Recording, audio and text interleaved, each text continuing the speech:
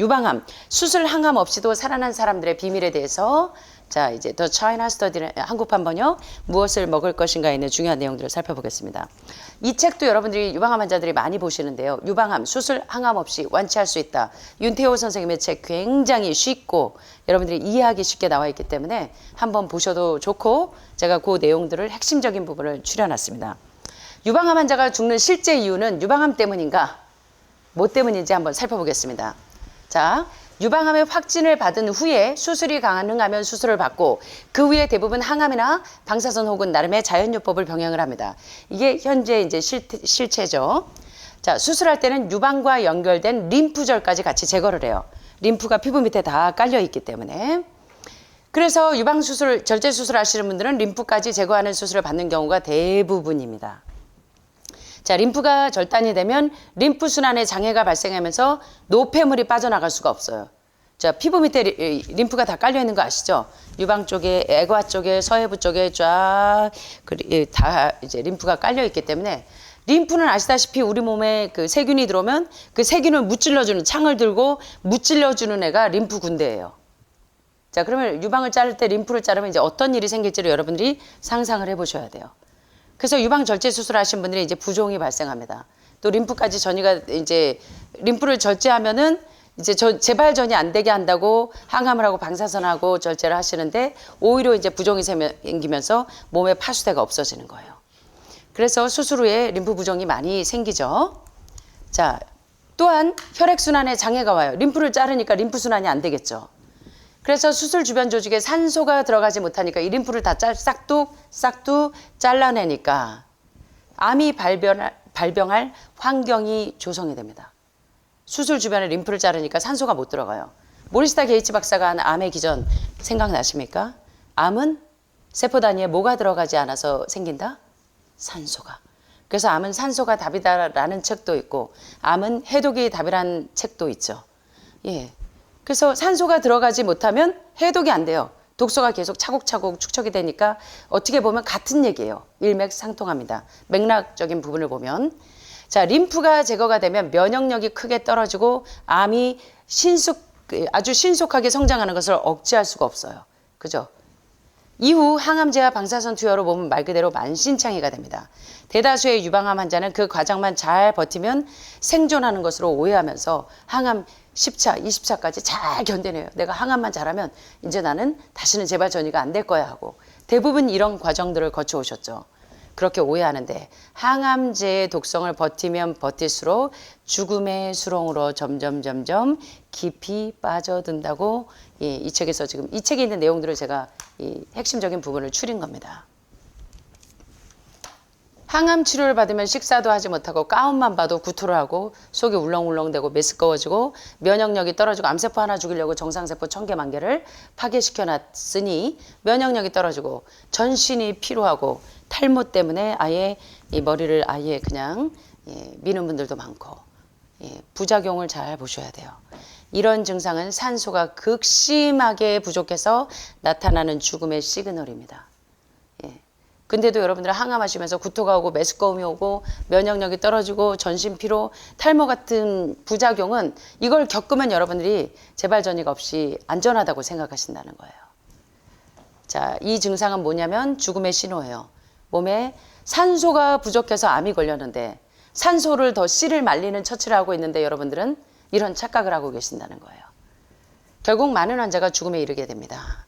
그래서 여기 보시는 것처럼 이 빈혈 증세가 오고 항암하신 대표적인 부작용은 뭐 유방암이든 폐암이든 항암하시는 분들 보면 빈혈이 오고 백혈구의 혈소판 수가 감소하고 구내염이 오고 계속 개깅하고 구토 증세가 오고 설사를 자주 하고 탈모 증세가 심해지죠. 환자나 의사들은 어떤 방법으로든 암이 줄어들거나 없어지면 암에서 자유롭게 되는 줄로 믿어요. 암의 사이즈가 줄면 여러분들은 이제 회복된다고 생각하세요. 그래서 7.5cm에서 4cm로 줄었다고 이제 항암제가 너무 잘 받으시네요. 그러면서 이제 여러분들도 막 으쓱으쓱 좋아가지고 막 오세요. 죽을 고비를 막 구토하는 걸 견뎌냈더니 암의 사이즈가 줄어들었네. 그러면서 나는 이제 재발전이에서 안전하다고 생각하시는 거예요. 그러나 몸에 암이 있고 없고가 중요한 게 아니라 중요한 장기가 제대로 작동하는지를 보셔야 돼요. 면역력을 떨어뜨리면 떨어뜨릴수록 여러분은 암의 재발 전이가 훨씬 더 속도가 빨라지는 거예요. 자, 현대의학이 주장하는 전이가 뭐냐? 전자는 구를 전자, 옮길 이자, 원발 부위에서 계속 구르면서 옮기는 거예요. 그래서 원발의 유방은 잘라내는데 폐로 림프로 옮길 뿐이에요. 전이가 뭔지를 아셔야 돼요. 한편 유방암 환자는 유방암으로 인해 폐나 간으로 암이 전이돼서 사망한 것이라고 반박할지도 모르겠으나 유방암 환자에게서 폐나 간 혹은 골수에 암이 발생한 것은 유방암에서 전이한 것이 아니라 대부분 수술 이후의 후유증과 항암제나 방사선으로 인해서 재발되고 전이되는데도 이걸 아직도 눈을 못 뜨신 분들이 많아요. 유방에는 암이 없었음에도 폐나 간, 골수에서 암이 발병한 환자들이 매우 많다는 사실이 바로 이 주장을 입증하는 것입니다. 자, 그렇다면 유방암 환자의 간, 골수, 폐에서 암이 발병하는 이유가 무엇인지를 이제 구체적으로 살펴보자면, 첫째, 다른 장기의 암 발병 환경을 갖고 있다는 겁니다. 유방암 환자는 유방뿐만 아니라, 유방이 어디에 있어요? 여기 보니까 폐하고 심장 주변에 있죠. 여기 유방이 전체 가운데 가슴 쪽에, 흉부 쪽에. 자, 그러니까 유방 수술할 때 그 약물이 폐로 스며들어가서 폐로 금세 전이가 되죠. 림프를 절제하니까 림프로 전이가 되죠. 유방암 환자의 이게 수순을 보면 유방 절제할 때 림프를 절제하니까 얼마 안 있어서 림프로 타고, 그 다음에 유방을 절제할 때 약물이 폐로 스며들어가서 폐로 타고, 그 다음에 이제 항암 방사선을 계속 하시면서 뼈에 구멍을 내는 처치를 하니까 뼈로 전이가 되고, 이게 전형적인 수순이죠. 자, 유방암 환자는 유방뿐 아니라 다른 장기 조직에도 정상인보다 산소가 부족한 상태일 가능성이 높아요. 따라서 유방암이 발병하는 원인을 제거하지 않으면 다른 장기, 즉 폐나 간, 골수에도 암이 발병할 가능성이 있어요. 그러나 항암제만 사용하지 않아도 폐나 간이나 골수로 전이될 가능성은 매우 희박한데도 불구하고 여러분들은 항암제가 유방암이 다시는 재발 전이되지 않게 하는 줄로 생각하시면서 항암 처치를 하신다는 거예요. 그래서 죄송하지만 여러분들이 3대 대중요법을 하실 때 Cancer Step Outside 박스에서 얘기하는 것처럼 생각을 좀 하시면서 3대 대중요법의 이 박스 프레임에서 한 번쯤 이렇게 벗어나서 몸 전체를 볼 수 있는 시야를 좀 가지시라는 거예요. 두 번째, 수술 후에 항암 방사선을 받은 분들. 항암제는 수술 전 암의 크기를 줄이기 위해서 사용하거나 수술 후에 남아있을 수도 있는 암세포를 줄이기 위한 목적으로 여러분들이 항암이나 방사선을 하시죠. 자, 이 중 항암제는 간이나 폐나 골수를 비롯한 전신의 암을 재발되고 전이되게 합니다. 방사선은 고열로 암세포를 파괴하는 방법인데, 일단 방사선에 노출이 되면 암세포만 죽이는 게 아니라 정상세포까지 예외 없이 파괴시켜요. 그래서 이제 표적 항암제가 나왔는데 암세포는 정상세포, 암세포를 구별할 수 있는 능력이 없어요. 그래서 표적 항암은 여러분들이 곰곰이 생각해 보시면 알아요. 유방에 있는 암세포를 제거하기 위해 사용한 방사선이 폐에 영향을 미치니까 폐세포가 손상을 입으면서 항암 방사선 하신 분들이 유방암에서 절제하면서 폐로 재발 전이가 많이 된다는 거예요. 자, 그 다음에 죽음에 대한 두려움 때문에, 이 두려움이 뇌를 비롯한 체내 산소 결핍을 만드는 주요 원인입니다. 여러분들이 암에 걸리면 다 죽는 줄 아시는데 암 때문에 죽는 게 아니라 암을 없애기 위해서 치료한 모든 치료 때문에 암 환자가 훨씬 더 빨리 돌아가신다는 거예요. 그래서 이 두려움이 없어져야 돼요. Do not fear. 자, 두려움은 뇌를 비롯한 체내 산소 결핍을 만드는 주요 원인이라 결국 골수나 폐, 간 등에도 암이 발병합니다. 죽음에 대한 두려움을 가지면 아무리 건강한 사람도 뇌에 산소 결핍증이 와요. 그래서 이 두려움을 없애셔야 돼요. 자, 네 번째, 여성 호르몬 억제제 처방 때문에 재발 전이가 된다는 겁니다. 정신을 좀 바짝 차리고 좀 들으세요. 현대의학은 여성 호르몬을 유방암의 원인으로 오해해서, 자, 요거 보세요. 현대의학은 여성 호르몬을 유방암의 원인으로 오해해서 에스트로겐을 자꾸 억제하고, 유방암 환자에게 여성 호르몬 억제제를 투여하면 어떤 결과가 오느냐? 여성 호르몬이 부족하면 장기 조직이 경화하면서 혈류가 악화되면서 유방에 산소가 공급되지 않게 해요.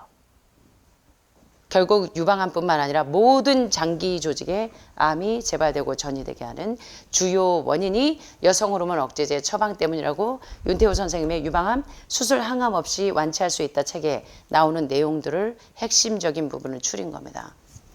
자, 여러분, 우리 송수식 선생님 TV에 자주 나오시죠?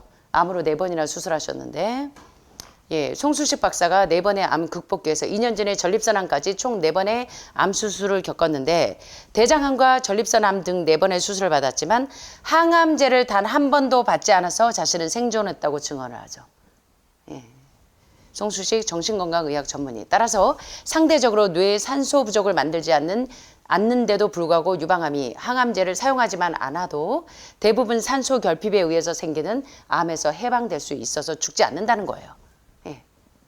유방암 때문에 돌아가시는 게 아니라 왜 돌아가시는지 원인을 좀 보세요. 단 몇 그램 혹은 2기, 3기라고 해도 유방암은 뇌세포의 산소 부족 현상을 초래하지 않기 때문에 유방암 자체로 절대로 돌아가시지 않는다는 거예요. 유방암을 치료하기 위해서 한 모든 치료 방법 때문에 돌아가시는 분들이 훨씬 더 많다는 것입니다. 그러나 암세포의 크기가 불과 1g에 불과한데도 유방암으로 죽는 환자가 매우 많아요. 자, 왜 돌아가시는지 한번 볼까요? 왜 그럴까? 그것은 바로 유방암 환자에게 산소가 부족해서 유방암에 걸렸는데 산소를 질식시키는 항암과 방사선 때문에 돌아가신다는 거예요. 자, 인간은 산소 결핍으로 죽습니다. 유방암은 산소 결핍을 절대 만들지 않아요. 죽는 병이 아니에요. 그런데 why 유방암 환자의 대다수가 죽는가? 자, 여러분 답을 한번 찾아보세요. 유방암 환자 대다수가 뭘 받아요? 유방 이후, 수술 이후에 항암 치료를 받아요. 그래서 산소를 더욱더 질식시켜요. 모리시타 게이츠 박사의 암의 기전에서 보면 예, 어떤 얘기가 나오죠? 암은 세포의 산소가 부족해서 생깁니다.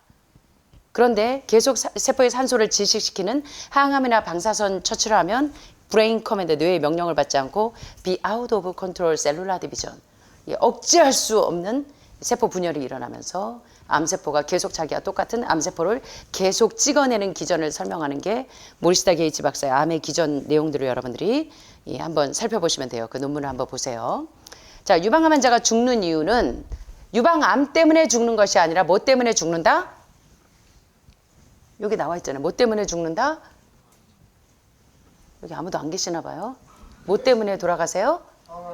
항암제 때문이라는 사실을 다른 암과 비교해서 이제 한번 입증을 좀 해볼까요? 첫째, 치료 방법에 따른 생존율과 사망률을 상대적으로 비교했을 때 희한하게 유방암 환자보다 갑상선암이 더 중요한 장기임에도 불구하고 갑상선암 환자들은 거의 그 사망률이 희박해요. 왜? 유방암 환자는 수술하고 항암하고 방사선까지 거의 다 하는데 갑상선암 환자들은 수술만 하지 항암 방사선을 거의 안 해요. 그래서 생존율의 차이가 100배 이상 나요. 아셨어요, 여러분? 자, 유방암 수술 항암을 하고 생존율이 90, 사망률 상대 비교가 100배가 높아요. 갑상선암은 수술만 하지 항암을 안 해요. 생존율이 99.9%로 사망률 상대적으로 비교가 1밖에 안 돼요. 100대 1. 이 자료를 보면 유방암 사망률이 갑상선암 사망률보다 무려 몇 배가 높아요? 100배가 높아요. 왜? 이유는 무슨 차이가 있냐면 생리적으로 유방보다 갑상선이 훨씬 더 중요한 장기임에도 불구하고 유방암의 사망률이 100배나 높은 이유는 무엇일까? 바로 무엇 때문이다? 예. 자, 유방암 환자가 죽는 이유는 뭐 때문인지 이제 다른 암과 비교해서 증명했는데 갑상선암 환자는 항암제를 사용하지 않아요. 그러나 유방암 환자는 대부분 항암제를 사용합니다. 암을 억제하기 위해서 저항하기 위해서 항암제를 썼는데 오히려 암이 다른 곳으로 재발되고 전이되는 거예요. 위치만 바뀔 뿐이지. 간, 골수, 폐, 소장, 대장 등 유방보다 중요한 장기가 타격을 받아서 가장 많이 타격을 받는 데가 유방이 붙어있는 폐 쪽이에요. 심장 쪽입니다. 그래서 사망해요. 유방암 환자가 죽는 이유는 암 때문이 아니고 무엇 때문이다? 한번 읽어보실까요? 항암 치료 때문이라는 사실이 입증된 것을 이 선생님이 이 책에서 쓰고 있는 거예요. 그래서 여러분들이 유방암 수술 항암 없이 완치할 수 있다. 윤태호 선생님의 책을 여러분들이 아주 곰곰이 씹어 드시면 많이 도움이 되실 겁니다. 그래서 유방암 환자가 암 때문에 죽는 것이 아니라 항암 치료 때문에 세포의 산소 포화도를 떨어뜨려서 폐로 전이가 되고 림프로 타고 그 다음에 이제 항암 방사선을 많이 하시면서 뼈 밀도가 떨어지면서 뼈로 전이되는 이러한 그 어려움이 생기지 않도록 여러분들의 이제 눈이 웨이크업 하게 되시기를 바랍니다.